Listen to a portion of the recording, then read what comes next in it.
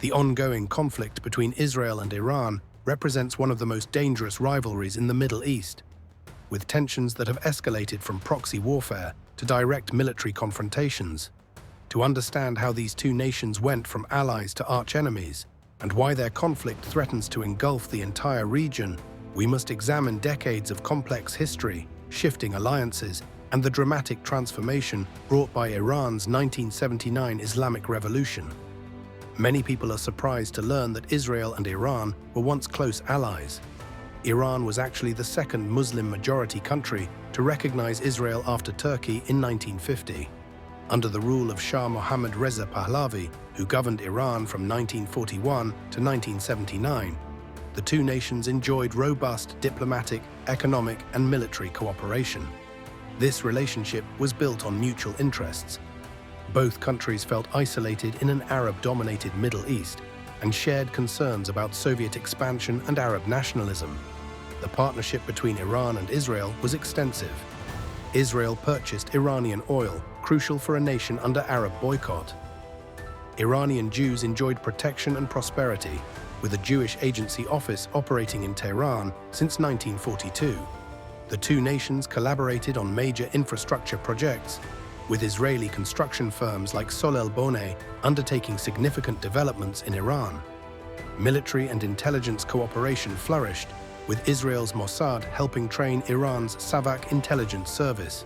The Trans-Israel pipeline, built to transport Iranian oil from the Red Sea to the Mediterranean, symbolized their economic interdependence.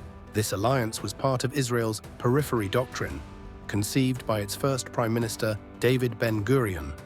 The strategy sought partnerships with non-Arab states on the edges of the Middle East, including Iran, Turkey, and Ethiopia, to counterbalance the hostility of neighboring Arab countries. For Iran, the relationship provided access to Western technology and strengthened its position against regional rivals like Iraq and Egypt. Everything changed with the Iranian Revolution of 1979. The overthrow of the Shah and the establishment of the Islamic Republic under Ayatollah Ruhollah Khomeini marked a complete reversal in Iran-Israel relations. Within days of taking power, the new regime severed all diplomatic ties with Israel, handed over the Israeli embassy in Tehran to the Palestine Liberation Organization, and declared Israel an illegitimate state that must be destroyed. Khomeini branded Israel the Little Satan, with the United States as the Great Satan, and made support for the Palestinian cause a cornerstone of Iran's foreign policy. The revolutionary government banned travel to Israel, refused to recognize Israeli passports, and began referring to Israel only as the Zionist regime or occupied Palestine. This dramatic shift wasn't merely rhetorical. It represented a fundamental reorientation of Iran's identity and regional ambitions. The reasons for this transformation were both ideological and strategic. The revolutionaries viewed the Shah's relationship with Israel as a symbol of Western exploitation and betrayal of Muslim solidarity. Khomeini's vision of Islamic revolution positioned Iran as the defender of oppressed Muslims, particularly Palestinians. Supporting anti-Israeli groups became a way to export the revolution and challenge both Western influence and conservative Arab regimes. Despite the public hostility, pragmatism occasionally prevailed. During the Iran-Iraq War from 1980 to 1988, when Iran faced invasion and international isolation, it secretly purchased weapons from Israel through intermediaries. This covert cooperation, exemplified by the Iran-Contra affair, showed that even revolutionary ideology could bend to survival needs. However, these transactions remained hidden from the Iranian public and didn't alter the fundamental antagonism. As direct cooperation ended, Iran began building what it called the Axis of Resistance, a network of allied groups opposing Israel and Western influence. The most significant was Hezbollah in Lebanon, formed in the 1980s with Iranian training and weapons to resist Israeli occupation. Iran also supported Palestinian groups like Hamas and Islamic Jihad, providing funding, weapons, and training. In recent years, this network expanded to include the Houthis in Yemen and various militias in Iraq and Syria. Israel responded with its own covert campaign. The Mossad conducted operations inside Iran, including the assassination of nuclear scientists and sabotage of nuclear facilities. Israel supported Iranian opposition groups like the People's Mujahideen and launched cyber attacks, most notably the Stuxnet virus that damaged Iran's nuclear centrifuges. Both nations engaged in a shadow war across the Middle East, with Israeli airstrikes targeting Iranian forces and weapons shipments in Syria, while Iran orchestrated attacks on Israeli interests worldwide. The conflict intensified dramatically over Iran's nuclear program. Israel views Iran's uranium enrichment as an existential threat, believing Tehran seeks nuclear weapons to fulfill its stated goal of destroying the Jewish state. Iran insists its nuclear program is purely peaceful, but its advancement of enrichment capabilities and ballistic missile development has heightened Israeli fears. Prime Minister Benjamin Netanyahu has been particularly vocal, warning for decades about the Iranian nuclear threat and pushing for international action. This nuclear dimension transformed a regional rivalry into a global concern. Israel has repeatedly threatened military action to prevent Iran from obtaining nuclear weapons, while Iran has vowed devastating retaliation for any attack. The international community has struggled to balance preventing nuclear proliferation with avoiding a catastrophic war that could engulf the entire Middle East and disrupt global energy supplies. The year 2024 marked a dangerous escalation from proxy conflict to direct military confrontation. On April 1st, Israel bombed an Iranian consulate in Damascus, killing senior Revolutionary Guard commanders. Iran retaliated on April 13th with an unprecedented direct attack, launching hundreds of drones and missiles at Israel. The first time Iran had directly struck Israeli territory from its own soil. Though most projectiles were intercepted, the psychological barrier of direct state-to-state warfare had been crossed. The situation deteriorated further in June 2025 when Israel launched Operation Rising Lion, its largest ever assault on Iranian territory. Israeli warplanes and drones struck nuclear facilities, military bases, and weapons factories across Iran. The attack on the Natanz nuclear facility was particularly significant, with reports suggesting extensive damage to Iran's uranium enrichment capabilities. Iran responded with waves of ballistic missiles targeting Israeli cities, overwhelming some air defenses and causing civilian casualties. This direct warfare represents a fundamental shift in the conflict's nature.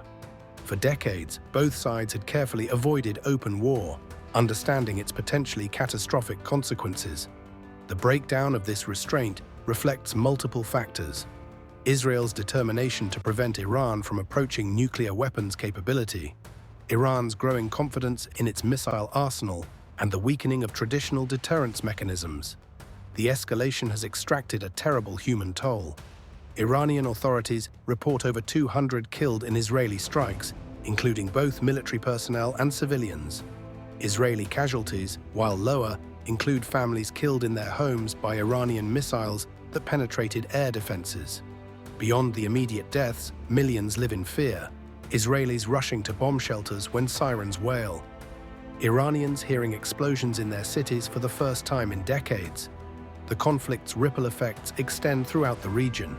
Lebanon's Hezbollah, though weakened by previous Israeli operations, continues firing rockets into northern Israel. Yemen's Houthis attack shipping in the Red Sea in solidarity with Iran. Iraq and Syria serve as battlegrounds for Israeli strikes and Iranian retaliation. The entire Middle East teeters on the edge of a broader conflagration that could draw in the United States, Russia, and other global powers. The Israel-Iran conflict has become deeply internationalized. The United States, committed to Israel's security, has deployed additional military assets to the region and helped intercept Iranian missiles. American officials walk a tightrope, supporting Israel's defense while trying to prevent a wider war that could entangle US forces. President Trump has warned Tehran while also expressing desire for negotiations, offering a narrow window for diplomacy. Other nations find themselves forced to choose sides or mediate. Gulf Arab states, despite their own tensions with Iran, fear the economic and security consequences of a major war. Countries like Qatar and Oman attempt to facilitate dialogue. Russia and China, while maintaining ties with Iran, seek to avoid a confrontation that could disrupt their own regional interests. The European Union pushes for de-escalation while grappling with the implications for nuclear non-proliferation efforts. At the heart of the current crisis lies Iran's nuclear program. Israeli intelligence claims Iran has reached a critical threshold, capable of producing weapons-grade uranium within weeks if it chooses. The damage to facilities like Natanz may have set back these capabilities, but experts debate by how much. Iran's potential nuclear breakout represents not just a threat to Israel, but a possible trigger for regional nuclear proliferation, with Saudi Arabia and others potentially seeking their own weapons. The paradox is that military strikes, while damaging Iran's nuclear infrastructure, may actually increase its motivation to acquire nuclear weapons as the ultimate deterrent. Iran's leadership has watched how nuclear-armed states like North Korea gain immunity from regime change, while non-nuclear states like Iraq and Libya faced invasion. This calculation could drive Iran to make a final push for nuclear weapons, despite the risks. As the conflict continues, both nations face critical choices. Israel must decide whether continued military action can achieve its goals of permanently preventing Iranian nuclear weapons, or whether it risks triggering exactly what it seeks to prevent: a desperate Iranian dash for the bomb. Iran must choose between continuing its nuclear advancement and regional aggression, risking further devastating attacks, or returning to negotiations that might ease sanctions and end its international isolation. The international community desperately seeks off-ramps from escalation. Proposals include a return to nuclear negotiations, perhaps building on the framework of the previous Iran nuclear deal. Some suggest a grand bargain addressing not just nuclear issues, but regional security arrangements. Others advocate for step-by-step confidence-building measures to reduce tensions. However, with hardliners dominating both Israeli and Iranian politics, the space for compromise appears limited. The Israel-Iran conflict has evolved from an ideological split following the 1979 revolution into the Middle East's most dangerous rivalry. What began as the severing of a once close alliance has morphed through decades of proxy warfare into direct military confrontation. The nuclear dimension adds an existential element that could reshape the entire region's future. Understanding this conflict requires recognizing its multiple layers: historical grievances, ideological opposition, strategic competition, and the nuclear threat. It's a rivalry fueled by mirror image fears, with each side viewing the other as an existential threat requiring decisive action. Israel sees Iran's nuclear program and regional proxies as a mortal danger to its survival. Iran views Israeli military superiority and threats of regime change as justifying its nuclear hedging and regional alliances. As missiles fly between Tehran and Tel Aviv, the ghost of the pre-1979 partnership serves as a reminder that current hostilities, however entrenched, are not inevitable or eternal. Domestic political changes in either country could potentially transform the relationship again. However, with conflict escalating and positions hardening, such transformation seems distant. For now, the Middle East holds its breath, wondering whether the Israel-Iran rivalry will explode into a regional war or find a path back from the brink.